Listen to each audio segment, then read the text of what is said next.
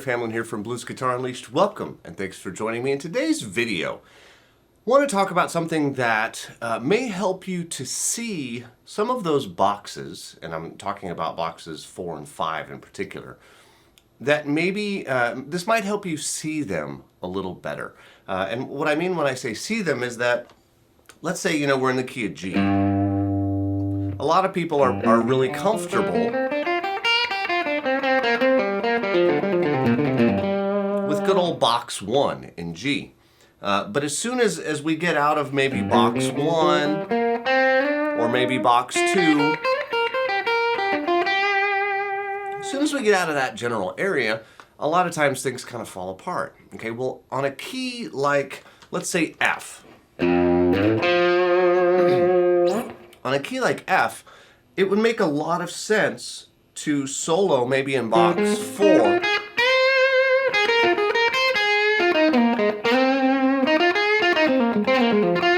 because of where it sits on the neck. If we're in box 1 up here, or box 2 even, right, we're getting way up into the high squeaky frets, and there's nothing wrong with that. But it may not be where you want to start, right? Similarly, it may not be that you want to play down here. It's kind of low, and that's cool. I mean, it sounds fine, but it's a little hard to bend. The lower frets just take a little bit more oomph to bend. So of course, maybe we're playing around like box 2. But it's nice to have,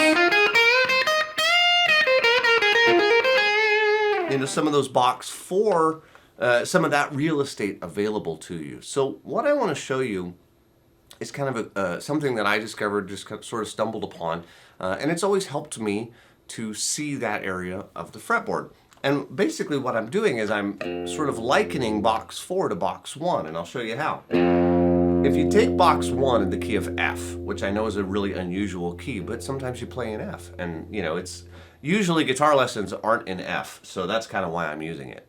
From the lowest note, right, on box 1, we have the interval of a minor third, 3 frets. You can look at it however you prefer. It's a step and a half, it's a minor third, it's 3 frets, whatever works. And then we have on the next strings whole steps. Whole step, whole step, whole step, right?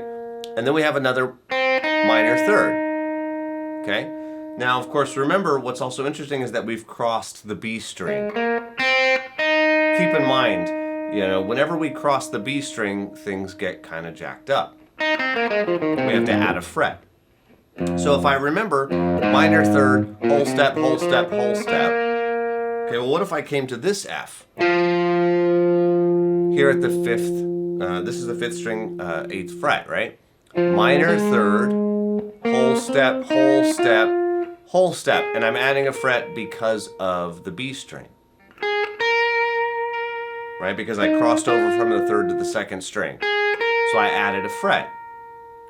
And then a minor third. But notice that I'm going back because I'm not crossing the B string as I was down here.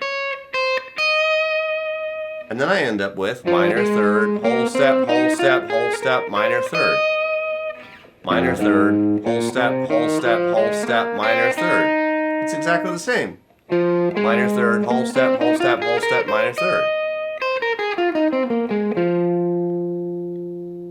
So box 4 is, in essence, and really in every way, it's the same as box 1. And of course it's going to be because they're all the same notes. So if you look at it in terms of intervals, everything is always going to be the same.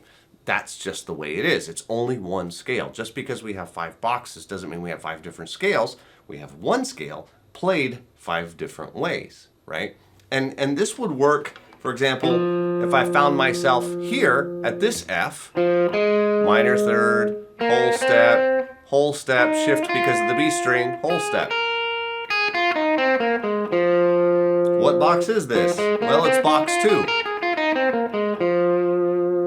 Right, I could start from here. Whole, right, minor third, whole step, whole step.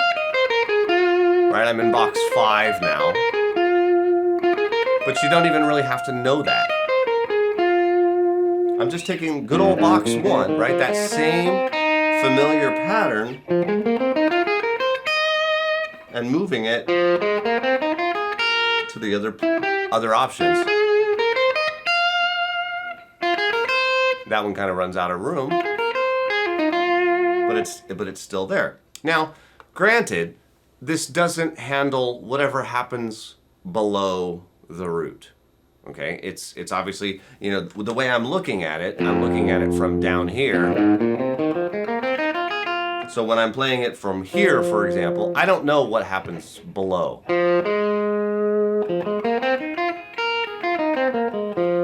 The reason I maybe don't care so much is because, as I often say, you don't want to play in the basement anyway. So if you're using a 4th or a 3rd string root, it's entirely possible that you don't really even need the lower 2 strings.